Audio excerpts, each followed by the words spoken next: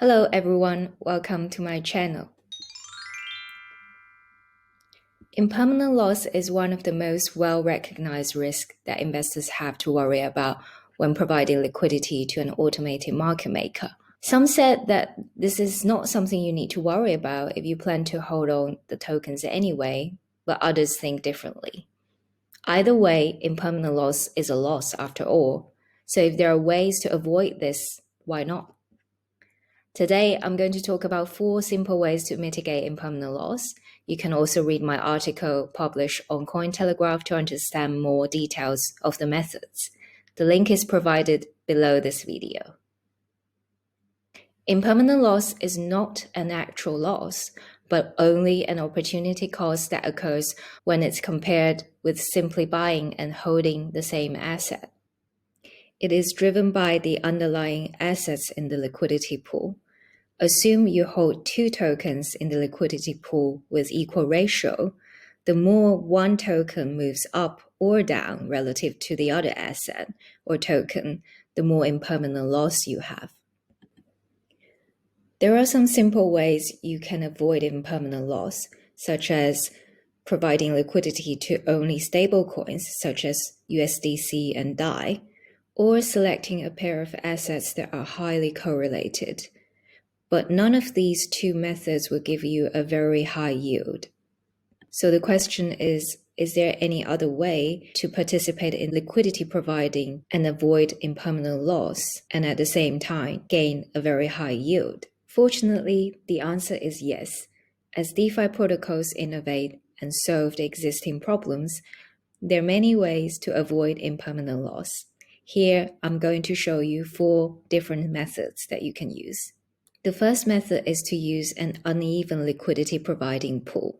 Traditionally, you will provide liquidity at an equal ratio, but as shown in the graph, the more even the pool is, the more impermanent loss you will incur if one asset moves away from the other. If you choose to participate in a liquidity pool with uneven ratios such as 20% versus 80%, this could already significantly reduce the impermanent loss. You can use protocols such as Balancer to participate in an uneven liquidity providing pool. There are many options. Another method is to provide liquidity in a multi-asset pool. For example, you can provide liquidity to 3 assets in a go, and the more assets there are in a pool, the less impermanent loss you will incur.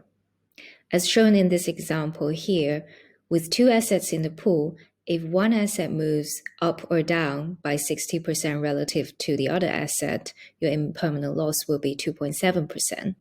But if you add one more asset to the pool, keeping the other 2 stable, and just assume one of the assets moves 60% relative to the other 2, your impermanent loss is suddenly reduced to 2.5% only, compared to the 2.7% in the 2 asset pool.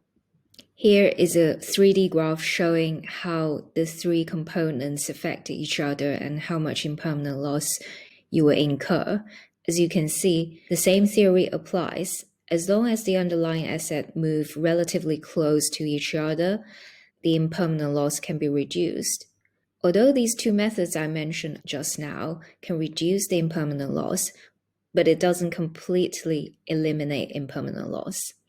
The best option here is to choose a single-sided liquidity pool to invest in.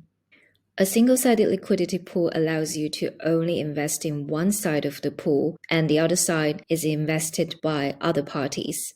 For example, in Tokamat, they use their native token Toka to absorb any impermanent loss. So investors can choose to provide only liquidity to one side of the pool, such as Ether, and the other side will always be paired with Toka, the native token of Tokamat. This way, impermanent loss is completely eliminated for the liquidity provider on the non-Toka side, such as Ether provider, and all the impermanent loss is absorbed by the Toka holder.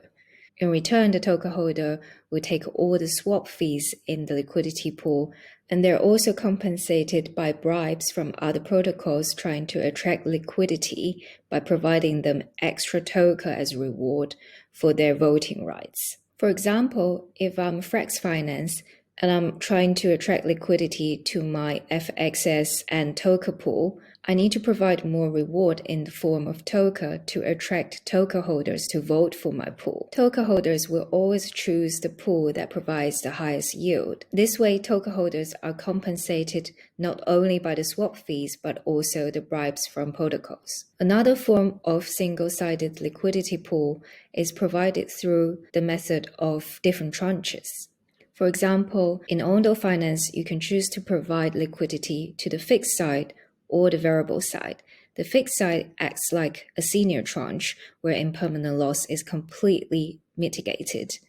The variable side absorbs all the impermanent loss. This way, investors can choose which side of the pool they want to be in based on their different risk appetite.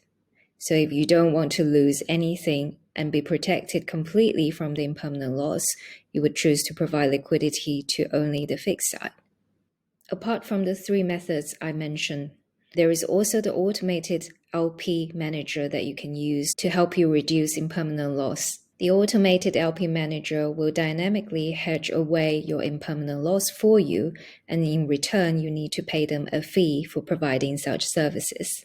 There are active and passive rebalancing strategies available in an LP manager. In a very volatile market, passive rebalancing strategies will work well because it doesn't need to rebalance so frequently and pay all the swap fees during a volatile market. But in a trending market where price continues to move in one direction, active rebalancing strategies will work better. So to find the right LP manager for yourself, you need to assess the risk and rewards and the trade-off between each strategies.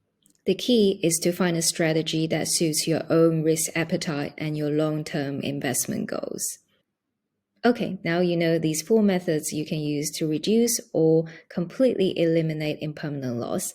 Hopefully next time when the market moves sideways or when the market is trending, you will have a better strategy.